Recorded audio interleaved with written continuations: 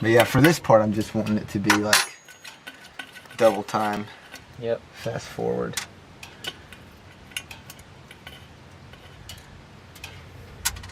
Oops. I think I always want to go with it.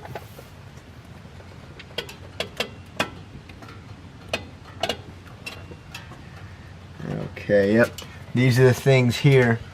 I will do the, actually, I'm gonna do the tougher one first. Okay. I have a system now. It's really nice. I'll probably start.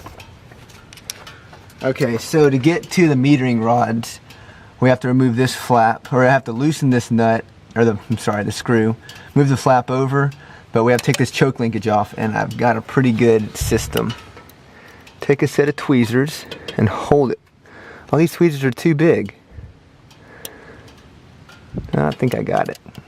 Can you see? I can't see the screen. Oh, well, I'm afraid to look.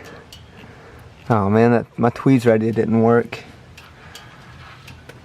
Alright, we just have to cut that part out. But keep it rolling, please. Yep, so that's where we're taking off right there.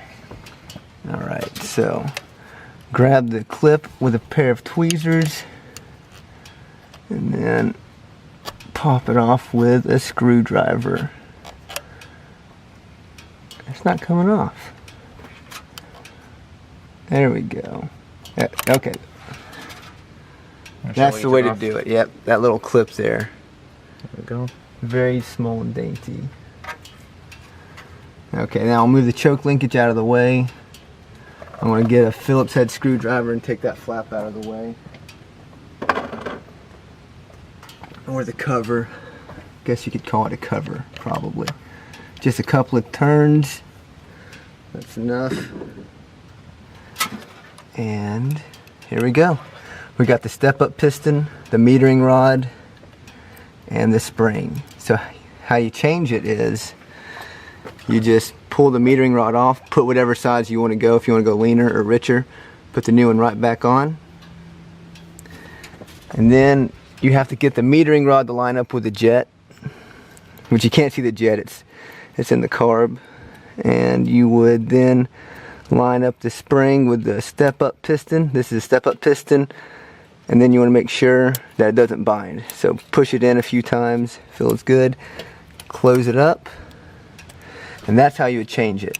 So if you needed to know that's how you change it, the way this thing works is it works on vacuum. So when you're idle or you're cruising steady, there's enough engine vacuum to bottom this piston out all the way.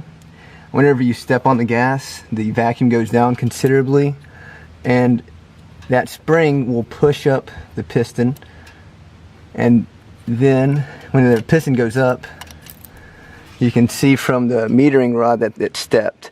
So when the piston goes up, the thin part of the metering rod is in the jet, so you get a richer mixture. So it's nice. It's kind of like a power valve in a traditional carburetor, but you can get to the jets, well, you can get to the metering rods and the power valve without having to take the carburetor out. So it's a pretty cool design. That's about it for that one. You can cut it? Yeah, you can cut it. And I'm sure it's obvious, but I don't know, just to be redundant, be sure to snug down this screw for the cover. I just go snug, I don't tighten it too much. And then put the choke linkage on and be careful with this clip. That always scares me whenever I'm putting it on. And if you guys are thinking about buying this carburetor, it'd be a good idea to get this kit with it. Unfortunately, it costs about $80, but it comes with plenty of metering rods, different tension step-up springs, secondary jets and primary jets, so you could really get it dialed in. Only downside is it costs about $80, which is a little bit expensive, but the carburetor,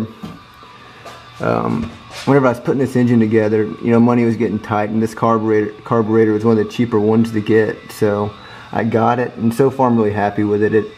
I don't know a whole lot about carbs and adjusting them, and this one's pretty easy. So anyways, that's it. Thank you for watching.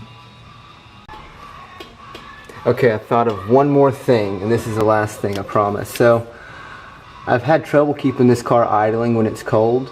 I kept messing with the choke, thinking that it was that.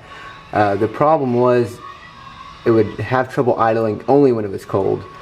Once the car got hot, the car would idle fine. It would always start right up. It was just that first stop sign or traffic light you'd get to, it always fall on its face. So these idle mixture screws here and here, they're pretty close from the factory. They're 2 full turns out past seated, so they'll seat them lightly and then they'll turn them out 2 full turns. That's where this car made about the most vacuum. So what I did was I just took about 1/4 turn past 2 full turns. So I'm now at 2 1/4 turns, and now the car idles when it's cold. And I guess in the summertime I'll probably put it back 1/4 of a turn. But anytime it was below like 60 degrees, the car would stumble and fall on its face. And at least now it doesn't run perfectly smooth when it's cold. It never did, but at least now it won't stall. Anyways, that's the last thing, and thank you for watching.